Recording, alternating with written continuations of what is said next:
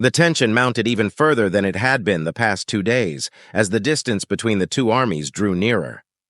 Xander could feel it in the air like a static charge, and he found his arm hair rising as goosebumps appeared on his skin. Some unknown line was crossed by the Dardian army, and suddenly the call for the first company in the column, consisting mostly of mounted forces, was given to charge, and the horses began to break into a gallop as the cavalry began to draw weapons and lances.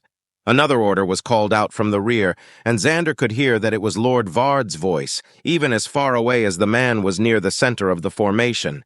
He knew not whether it was a skill that was increasing the volume of the man's voice or some kind of enchantment, but the effect was undeniable. "Charge!" rang out over the army, and as one they broke into a run, the final stretch of their weeks-long journey nearing. The horsemen, already ahead of the army from their early start, continued to put distance between them and their allies as they moved further ahead of the army, and skills began flying between the two forces. Those amongst the cavalry with ranged skills, especially their mercenary auxiliaries, focused their skills on the front lines of spear and pikemen arrayed against the cavalry charge, rending large gaps in the line as more Thraskians moved men up to fill the gaps.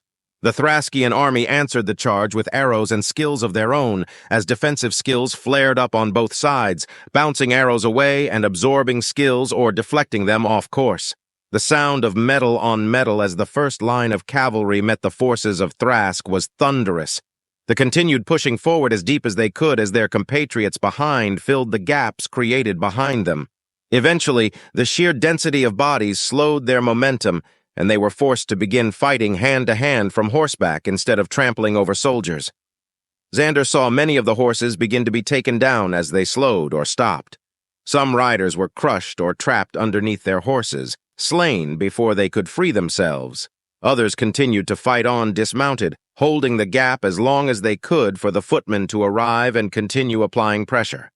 Before the Thraskians could reorient themselves and begin to move men from the flanks to encircle the first company of mounted soldiers, the second company of footmen arrived, filling the gap and beginning to widen it, relieving the pressure on the horsemen.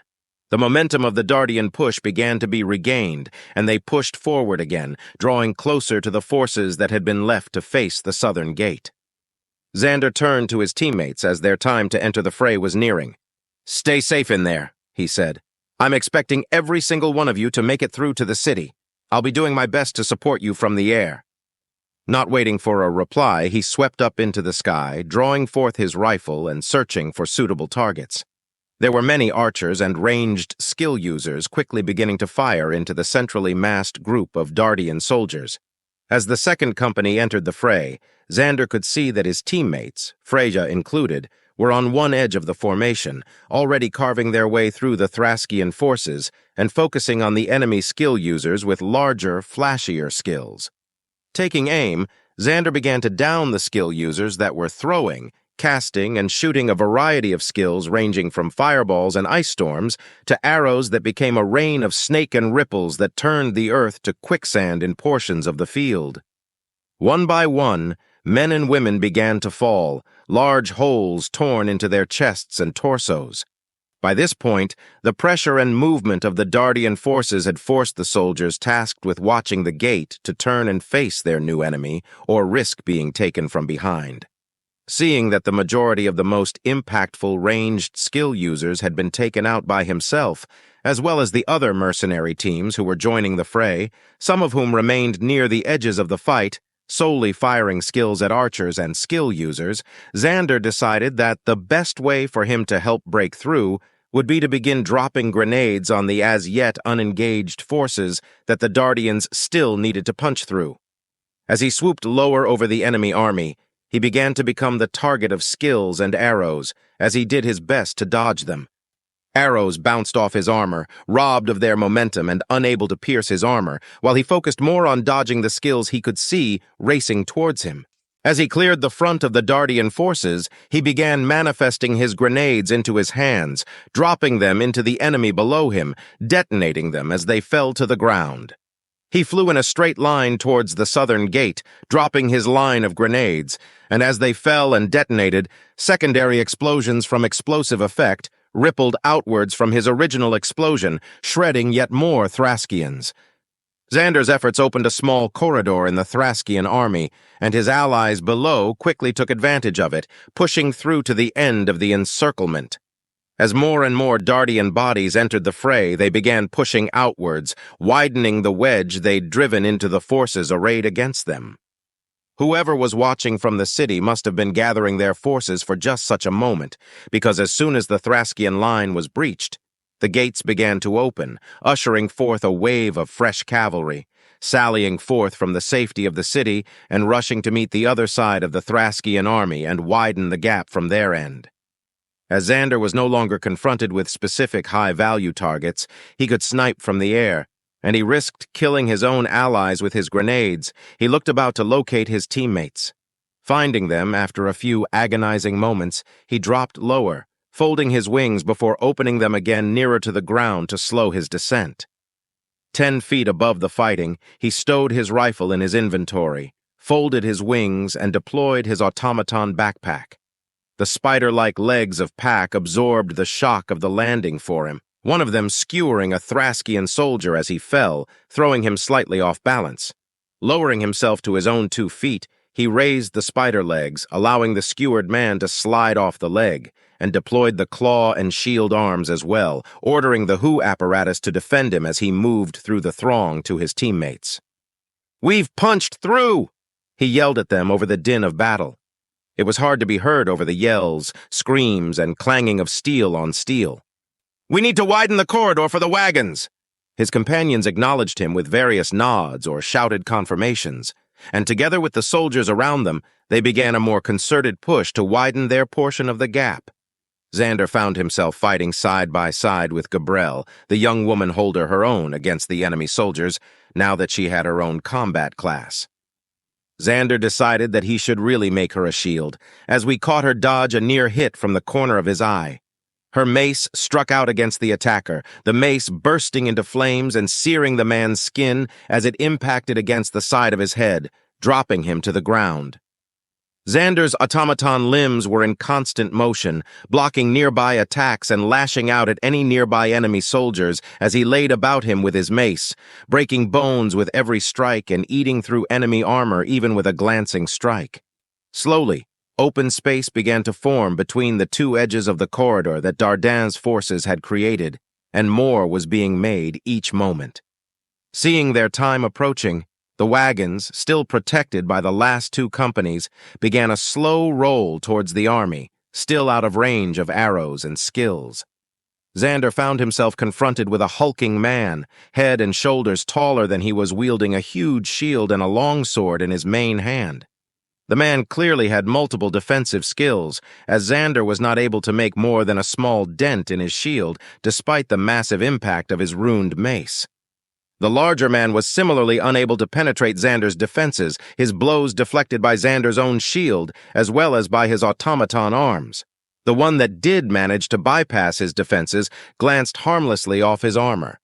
Xander did see that his elemental corrosion array was beginning to take effect, though, the shield beginning to smoke where he'd managed to land strikes upon it. He redoubled his efforts, going for a greater quantity of blows with less wind up against the shield, until nearly the entire thing was beginning to smoke as it slowly began to fall apart on the man, who released it with an angry yell. As the enemy soldier shifted his grip to a 2-handed hold on his sword, Xander activated reactive armor again, having used it many times during the fight already, and cast Brand upon his foe. The big man staggered slightly, taken by surprise at the searing pain that had burned his chest. If he'd been able to see it under the armor, he would see that a large rune had been branded onto his torso. Xander could already feel the energy flowing from the ability into him, invigorating him. He allowed the man's next strike to go through, as reactive armor took effect again, blowing the strike off course. Xander took advantage of the brief moment of disruption to swing a heavy blow at the man's knee, buckling his stance slightly for a moment, but more importantly, beginning the process of corroding the man's armored shell. He was repaid by a counterattack, the man having swept his disrupted blade into another attack, catching Xander on the shoulder and staggering him despite the impact being reduced by his runes. This man, as strong as he was, tough. He quickly staggered to his feet, raising his shield against the next strike, and then casting reactive armor again to ward of the next when it came. Xander, however, had an idea, and didn't allow the next blow to strike his armor. Instead, he swung his mace at the sword that was speeding towards him from the side. His mace impacted with it, and Xander's suspicion that whatever skills were bolstering his enemy's defenses would not be as effective on his weapon, since it wasn't armor. The sword snapped, and the corrosion array that had transferred its effect quickly began to turn the rest of the blade into a smoking heap of sludge. Unarmed, his opponent fell quickly, falling to a flurry of blows. Gabrielle, having dispatched a foe nearest to her, stepped in to join Xander in felling the man, and together they hammered him to the ground before Xander's runes finally melted the armor open, revealing the softer flesh underneath the armored carapace of the knight. The man, who was prone at this point, was dispatched by a mace strike to his spine, which shattered it and spread the corrosive acid array to his skin, though he was already dead before it took effect. The gap was now wide enough for a single wagon to fit through, and the caravan increased its speed, now fending off the arrows and skills directed towards it with the help of the 9th and 10th companies and their mercenary contingent. They quickly reached the gap and began to move into it single file, making their way to the city.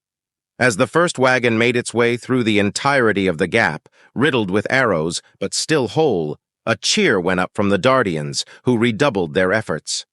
Soon the gap was wide enough for 2 wagons to move through, though that seemed to be the maximum that they could push against the enemy forces. As the wagons trundled through the gap created for them as fast as they possibly could, Xander and his team bunched up into a tighter formation, sticking together as best they could in the chaos of battle.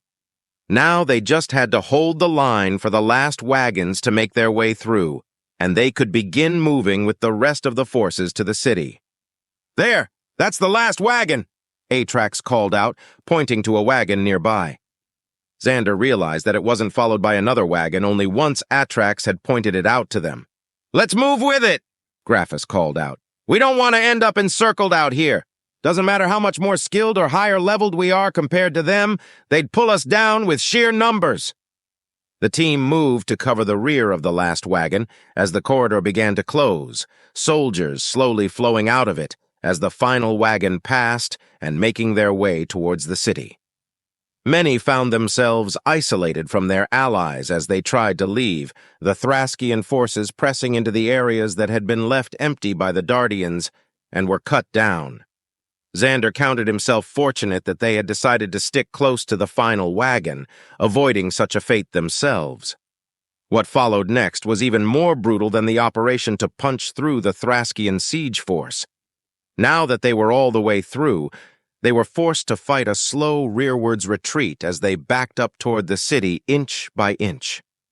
They couldn't allow their forces to fall into disarray now, or the Thraskians would be able to make it through them and to the wagons, cutting them off before they could make it through the gates into the safety of the city.